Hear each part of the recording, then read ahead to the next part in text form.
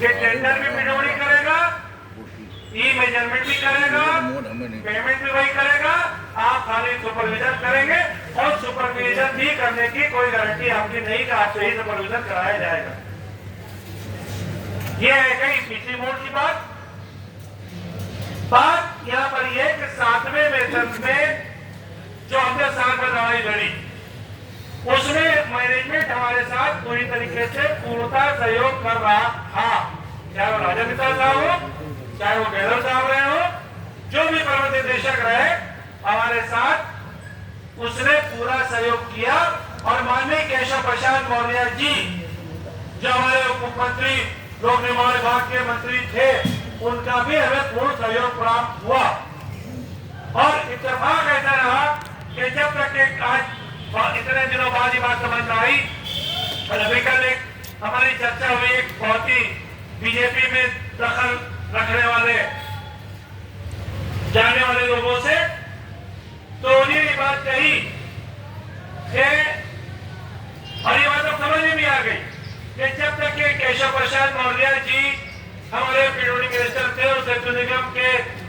अध्यक्ष रहे तब तक के सेतु निगम के न सेतु निगम पर कोई आँच आ पाई और न ही उनके कर्मचारियों पर किसी प्रकार की आँच आ पाई। इसके लिए उनके बहुत ही आभारी है।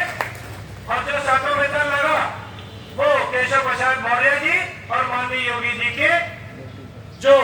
हमारे ऊपर कृपा दृष्टि रही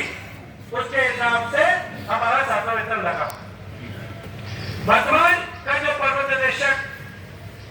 है और जो पिछले प्रबंध निदेशक पवार साहब थे, पहले के अधिकारी स्टैंड लेते थे, सेतु निगम को बचाने का उनमें जज्बा था। ये बात जब 7वां वेतन लग गया यहाँ पर और राजा मित्तल साहब निर्माण के एमडी बन गए, हम लोग बधाई देने के लिए गए थे, वहां पर मिठाई लेकर खिलाने गए, तो उन्होंने बात कही कि ईश्वर जी हमको जब दोबारा भेजा गया है तो ये कह के भेजा गया था कि सेतु निगम को बंद करना है। मगर मेरे में ये उत्साह था कि मैं सेतु निगम को चलाऊंगा और वाकई वो नहीं चला। आप एक चीज पिछली बातों में हम लोग भूल गए, आप याद करिए, जो भी लोग भूल गए वो सो गए हो कि सेतु निगम की 15 की चिट्ठियां जो थी सरकार बदलने के बाद न काम था, न पैसा था, न सामान था, उस वक्त हमने हुक्कों से 1000 करोड़ रुपया लोन लिया था, तब हम सर्वाइव कर पाए थे। हमारी ऑक्सीजन भी खत्म हो चुकी थी इस वक्त और हम आज चाहे स्थिति में खड़े हैं, इसी स्थिति में हम लोग 2015 में खड़े थे। ये बात लोगों निवास में बढ़ गई, निकल गई, इसलिए निकल गई कि कटियार साहब ने और AK दीक्षित साहब ने उस 1000 करोड़ रुपए के जो रिवाइज सीमेंट करा करके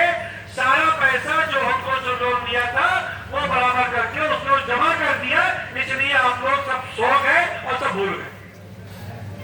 लोगों ने उसका नाजायज फायदा जो उठाया। अब आगे आई कि जो बैठक बात हुई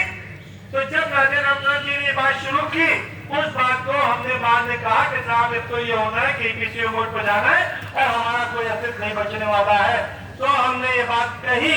कि आज जो आप अभी राजा रमन जी ने जो बात कही थी कि 50 साल पहले ठेकेदारी प्रथा समाप्त करने के लिए निगम बनाया गया था, आप अपने उद्देश्य से भटक गए थे। जो आपने किया है वही आज आपके सामने आना भुगत रहे हैं कि आपने ही टेंडर देना शुरू कर दिए ठेकेदारों को और खुद कमीशन के चक्कर में हमने ठेकेदारों पर करके अपने। तो जब आप ठेके पे दे रहे हो तो सरकार क्यों नहीं कहेगी कि आप ठेके पे तुम दे रहे हो, तुम कमीशन ले रहे हो, तो हम क्यों तुम्हें कमीशन देते थे, हम सीधे सीधे टेंडर करें। ये आज अपना बोया वही आपको काटना पड़ रहा है। अब वही बात यहाँ पर अभी तक के तो सब बहुत खुश थे,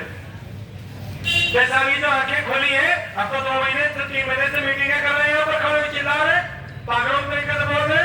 उसका विरोध भी किया जा रहा है, मीटिंगें बंद कराने की चिट्ठियां भी लिखी गई और लोगों में प्रचार भी किया जा रहा। लोग ये समझ रहे थे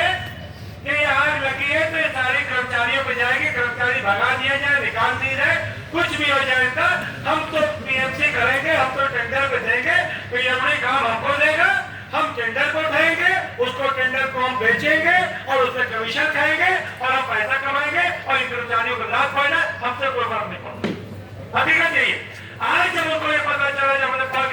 के इसमें ये लिखा हुआ है, अगली लाइन लिखी जाएगी कि साहब पीएमसी का काम जो है थर्ड पार्टी इंस्पेक्शन से कराया जाएगा, सेतु निगम को कोई इन्वॉल्वमेंट नहीं रहेगा, आप एक लाइन नोट लो।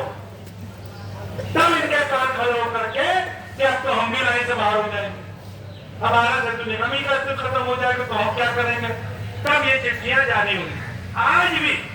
अभी भी हमने पिछली बैठक में कहा था कि नीयतें लोगों की साफ नहीं है। हम इस मंच के माध्यम से बहुत ही आदर के साथ, बहुत ही सम्मान के साथ सेतु वेलफेयर एसोसिएशन के पदाधिकारियों से,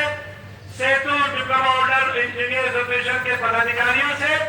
इस मंच के माध्यम से एम्प्लॉय यूनियन के अध्यक्ष होने के नाते से कि मैं, अगर आपको मुझसे एलर्जी है तो मैं अपना सारा कारभार आप शिशिर गुप्ता के और उसके अगुवाई में आप चलिए, आप कोई भी आंदोलन करिए, 2013 से कहने का भर्ती कराइए।